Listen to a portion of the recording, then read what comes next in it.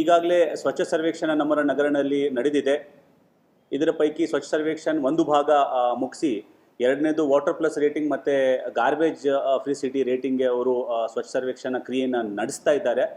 ನಿಮ್ಮೆಲ್ಲರಲ್ಲಿ ವಿನಂತಿ ಏನಂತಂದರೆ, ನಾವು ನಗರ ಪಾಲಿಕೆಯಿಂದ ಆದಷ್ಟು ಕ್ರಮವನ್ನು ತಗೊಂಡಿದ್ದೇವೆ. ತಮ್ಮ ಪಾಸಿಟಿವ್ ಫೀಡ್ಬ್ಯಾಕ್ ಮೂಲಕ ಮತ್ತು ಒಳ್ಳೆ ಪಾರ್ಟಿಸಿಪೇಷನ್ನು ಮತ್ತು ರೋಡ್ಸಲ್ಲಿ ಕಸ ಮತ್ತು ನಮ್ಮ ನಗರದಲ್ಲಿ ಕಸ ಬೀಸಾಗದೇ ಇರುವ ರೀತಿಯಲ್ಲಿ ನೀವು ಸಹಕರಿಸಬೇಕು ಅಂತ ನಾನು ಕೋರ್ಕೊಳ್ಳೋದು.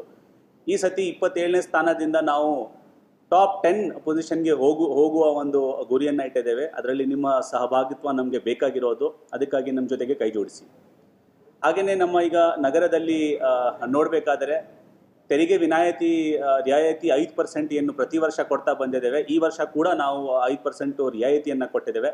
ಆ ನಿಟ್ಟಿನಲ್ಲಿ ಆದಷ್ಟು ಹೆಚ್ಚಾಗಿ ಈ ಒಂದು ಉಪಯೋಗಿಸ್ಕೊಂಡು ನೀವು ತೆರಿಗೆಯನ್ನು ಕಟ್ಟಿಸಿದರೆ ನಿಮಗೂ ಅನುಕೂಲ ಆಗುತ್ತೆ ಮತ್ತು ಕಾರ್ಪೊರೇಷನ್ ಆದಾಯಕ್ಕೂ ಹೆಚ್ಚಳ ಆಗುತ್ತೆ.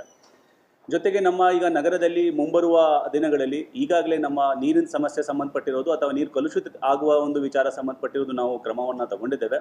ಅದರಲ್ಲಿ ವಿಶೇಷವಾಗಿ ನಮ್ಮ ನಗರ ಆಸ್ಪತ್ರೆಗಳಲ್ಲಿ ಡಿಸ್ಟ್ರಿಕ್ಟ್ ಹಾಸ್ಪಿಟಲ್ ಆಗಿರಲಿ ಅಥವಾ KR ಹಾಸ್ಪಿಟಲ್ ಆಗಿರಲಿ, ಅದರಲ್ಲಿ ಕಳೆದ ವರ್ಷ ಆಗಿರುವ ಪ್ರಕರಣಗಳು, ಅದು ಡೈರಿಯಾ ಆಗಿರಬಹುದು ಅಥವಾ ಕೇಸಸ್ ಆಗಿರ್ಬೋದು ಅಥವಾ ಕಾಲರಾ ಕೇಸಸ್ ಆಗಿರ್ಬೋದು, ಅದನ್ನು ಸ್ಟಡಿ ಮಾಡಿಕೊಂಡು ಯಾವ ವಾರ್ಡ್ಸ್ಗಳಿಂದ ಆ ಥರ ಸಮಸ್ಯೆ ಉದ್ಭವ ಆಗಿತ್ತು ಅದನ್ನು ನಾವು ಅಧ್ಯಯನ ಮಾಡಿ ಎಲ್ಲಿ ಸಮಸ್ಯೆ ಇದೆ ಅಂತ ನೋಡಿಕೊಂಡು ವಿಚಾರ ಮಾಡಿಸಿದ್ದು.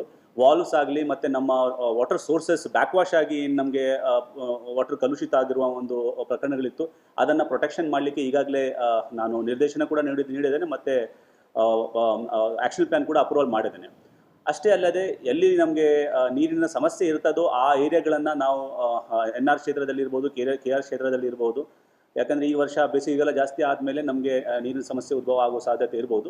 ಕಬಿನಿ ಯೋಜನೆಯಲ್ಲಿ ನಮಗೆ 40 MLD ಈಗ ಒಂದು ಮೇ ತಿಂಗಳಿಂದ ಹೆಚ್ಚಳ ಆಗುವ ಒಂದು ಸಾಧ್ಯತೆ ಇತ್ತು. ಅದರಲ್ಲಿ ನಮಗೆ ನೀರಿನ ಸಮಸ್ಯೆ ಯಾವುದೂ ರೀತಿಯಲ್ಲಿ ಸೋರ್ಸ್ ಪಾಯಿಂಟ್ ಆಫ್ ವ್ಯೂ ಇರಲ್ಲ ಅಂತ ನಾನು ಹೇಳಲಿಕ್ಕೆ ಇಷ್ಟಪಡ್ತೇನೆ. ಎಲ್ಲ ಥರ ಸಿದ್ಧತೆ ನಾವು ಮಾಡ್ಕೊಂಡಿದ್ದೇವೆ.